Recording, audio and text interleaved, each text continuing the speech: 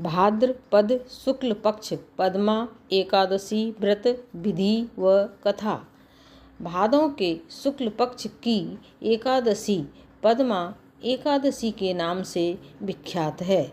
इस दिन ऋषिकेश की पूजा होती है। पुराणों में जल को नारा कहा है। वह नारा ही भगवान का अयन निवास स्थान है, इसलिए वे नारायण कहलाते हैं।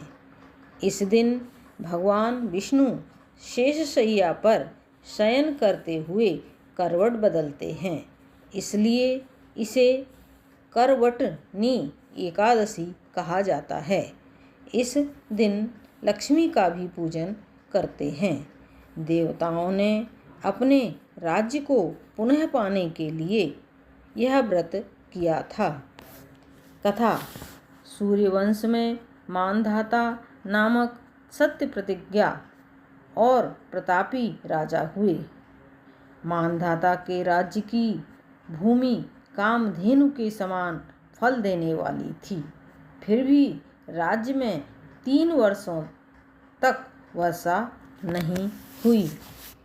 तब राजा मानधाता प्रजाहित के लिए सघन वन में गए। वहाँ उन्हें ब्रह्मपुत्र अंगिरा ऋषि के दर्शन हुए। राजा ने कहा, धर्मानुकूल पालन करने पर भी मेरे राज्य में वर्षा का अभाव है। इसका क्या कारण है? ऋषि बोले, सत्ययुग सब युगों में उत्तम है। सब परमात्मा के चिंतन में लगे हैं। इस समय धर्म चारों चरणों से युक्त है। इस युग में केवल ब्राह्मण तपस्वी होते हैं। तुम्हारे राज्य में शूद्र तपस्या करता है।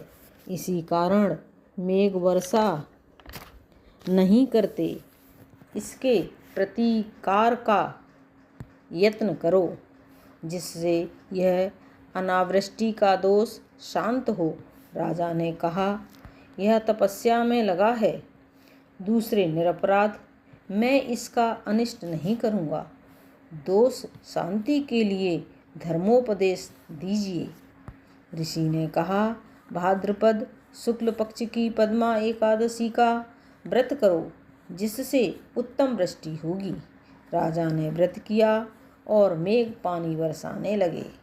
इस व्रत का अनुष्ठान अवश्य करें। जल से भरे घड़े को वस्त्र से ढककर चावल दही डालकर ब्राह्मण को दान दें। छाता और जूता भी दें। दान करते समय इस मंत्र का उच्चारण करें। नमो नमस्ते गोविंद बुध श्रवण संज्ञक अघौघ संक्षयं कृत्वा सर्व सौख्य प्रदो भव भुक्ति मुक्ति प्रदश्चैव लोकानां सुखदायकः। इसके पढ़ने और सुनने से मनुष्य सब पापों से मुक्त हो जाता है। फलाहार। इस दिन ककड़ी का सागार लेना चाहिए। खीरा, केला, सेब आदि फल तथा दूध दही ले सकते हैं। बोलो पद्मा एकादशी माता की जय।